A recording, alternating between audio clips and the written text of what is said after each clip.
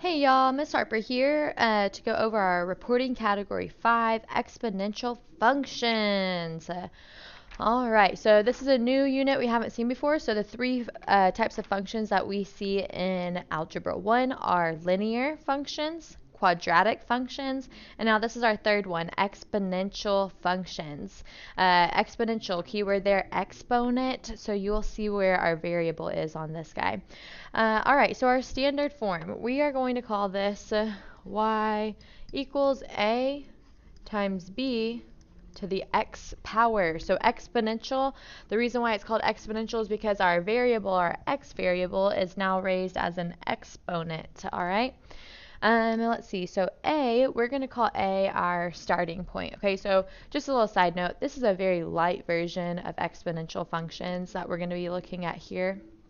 In Algebra 1, whenever you get into your upper level math classes, you'll get a much more dense version of exponential. So again, we're just learning enough to get a little preview of this. All right, so A, we call A our starting point.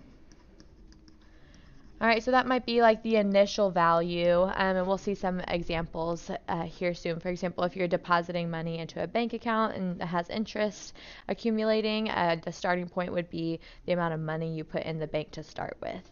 All right, B is what we're going to call our base. All right, so we call it the base because if I have like, I don't know, like 3 to the second power, remember we would call this thing the base and we call this thing the exponent. So B, this letter here, is our base because it's the guy with that has the exponent attached. All right, so with our base, he determines a couple things. So he will tell us if it is growth or if it is decay. All right, and the way that we tell if this thing is growing or decaying or decreasing is by this. So if our b value, if our base is greater than 1, it's going to be growth.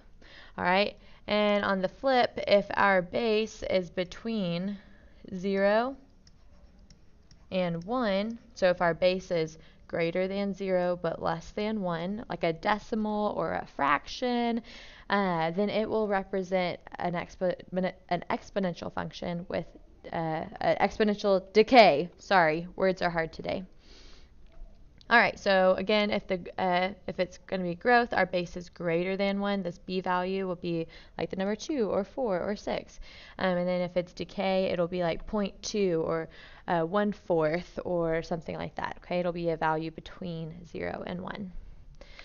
All right, so shimmy down here to figure out if this is growth or decay. So this example here on the left is showing us growth. So if it is increasing, I'm going to abbreviate from left to right on our graph, we are going to call that growth. So we look at this graph, it's going from left to right and it's going up. That is increasing. And looking next door over here for decay, if it's moving from left to right and it's going down, then we call that decay. So it's decreasing from left to right. All right, cool. A couple things to identify here.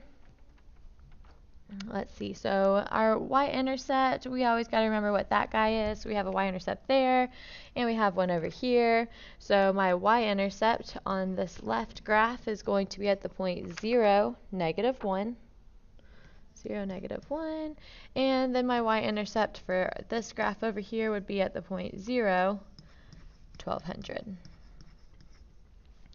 All right, now one new thing we're going to talk about is this word you see right down here, asymptote.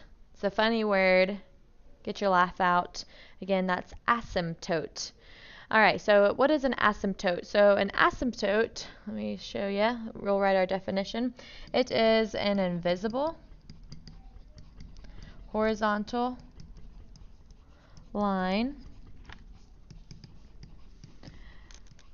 that the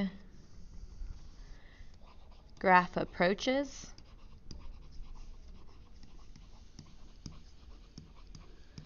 but never crosses or touches. So that's kind of weird. All right, so an asymptote, it's an invisible horizontal line that the graph approaches but never crosses or touches. So let's look back up here at our exponential growth, and I will show you guys where that is. Okay. All right, so this line right here, we see it starts to level out right here at -2.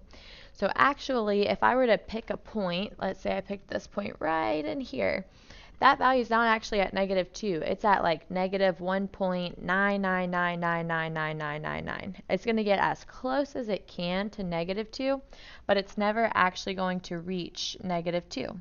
So this is where my asymptote is. All right, so that's a new thing. We haven't seen that this year, but there you go. So what kind of a line is this? Well, we already said it was a horizontal line. So what do we know about horizontal lines?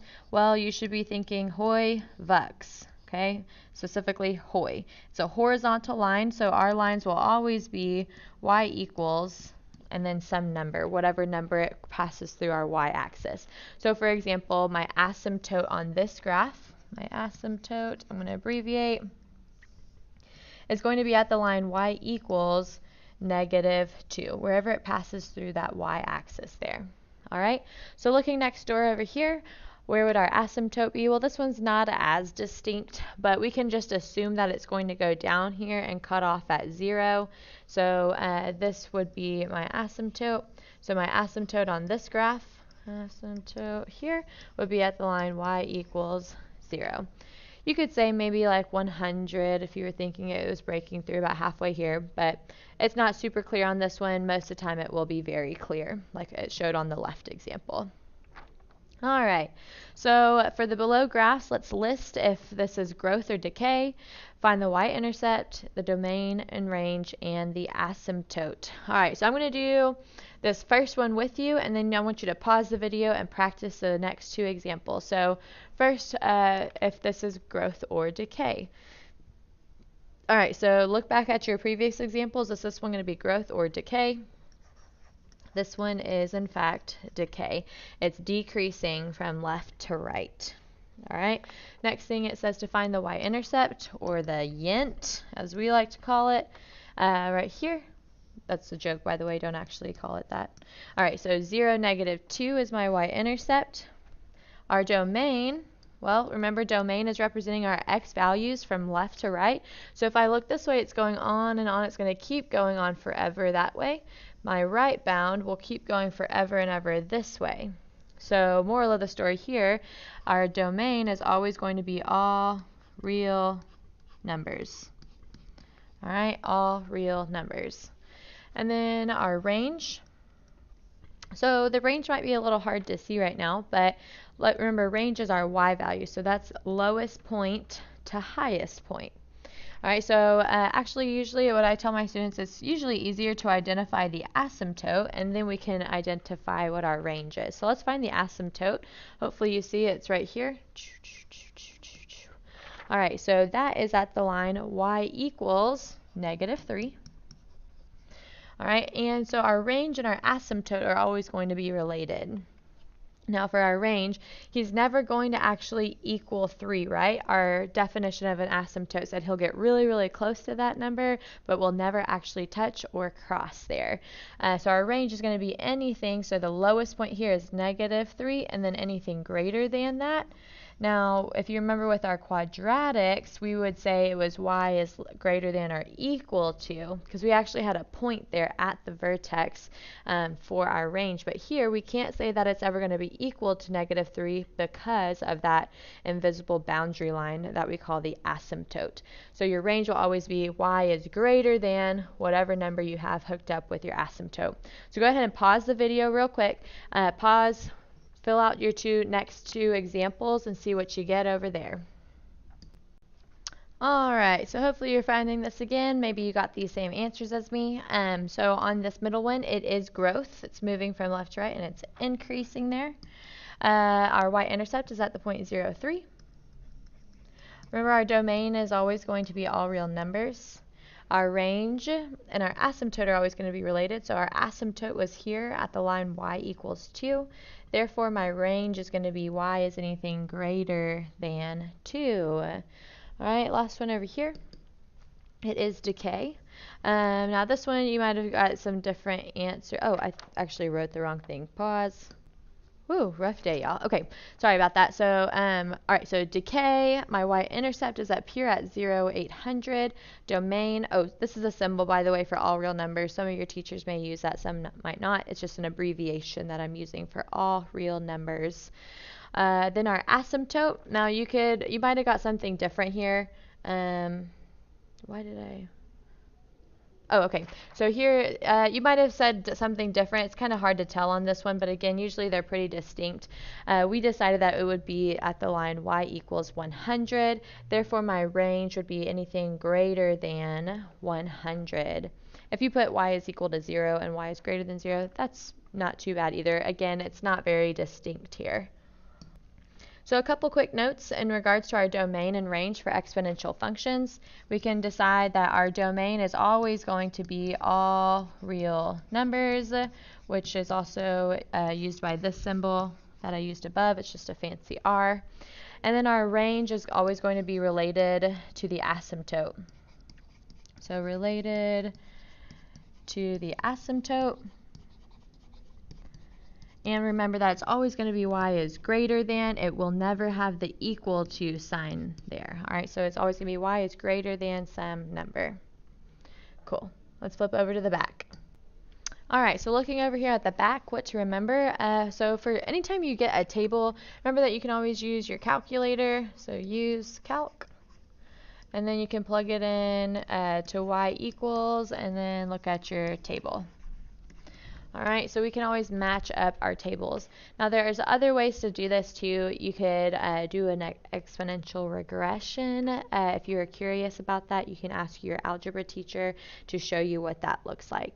We're going to do this a little different using our multiple choice to our advantage. So based on this table, which function represents the same relationship? So a couple things that I could note here. Remember we had that formula y is equal to a times b to the x power. Remember that if this number, if the b was greater than 1, then it represented growth. And if our b was in between 0 and 1, it represented decay. So looking at my y values from here to here, is that increasing or decreasing? And same over here on this side, increasing or decreasing? Well, they're both increasing, right? So that tells me that I have growth, right? So that's showing me that my b value should probably be greater than 1. So looking down here at our answer choices, I could automatically eliminate a and b because this b value here is a decimal. It's in between 0 and 1, and that would be representing something that was decreasing. All right, so now I'm down to these two. The best strategy here is going to be to open up your calculator, go to y equals, and then plug in these two functions to see which one matches your given table. All right, so we have that.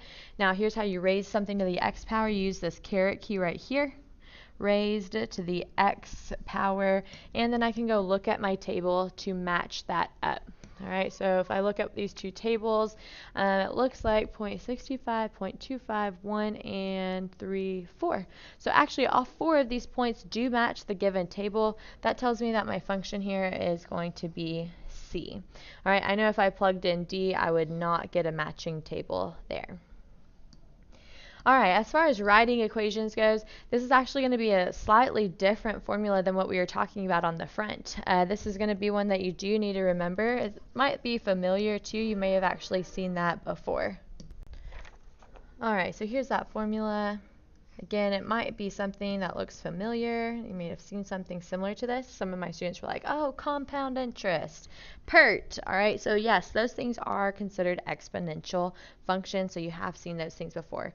So let's identify what these parts are talking about. So A, similar to what we talked about earlier, he's still going to be that starting point or our initial value, wherever we started. All right, and then the 1 is always going to stay as is. Now the plus and minus here, we use this based on, we'll use the plus sign if it's increasing, and then we'll use the minus sign if it's decreasing. All right, and hopefully that makes sense. The R here is the rate at which this is increasing or decreasing. So if it's a percentage, remember that we will switch that percent to a decimal value. All right, and then the last thing up here, our exponent. This is typically going to represent time. All right, maybe that's months, years, whatever that looks like. All right, so let's go ahead and practice this first example together. So Holloway has $300 in a savings account that gets 3% interest. Write an equation and determine how much money he will have in 15 years. So first let's do this. Let's write an equation. So again, using the information we just learned up here, we're going to have y equals now our starting value. He started here at $300. All right, and then we have this 1. Now, is it going to be increasing or decreasing? So he has a savings account that gets 3% interest. That means he's going to be earning extra money, so it's going to be increasing. Now, you'll have to remember how to switch this 3% to a decimal. If you're not sure, you can always plug it in your calculator and divide it by 100. But remember, here's our decimal point for 3. The same thing, you just move your decimal place over 2 places to the left and then fill in the gaps with the 0.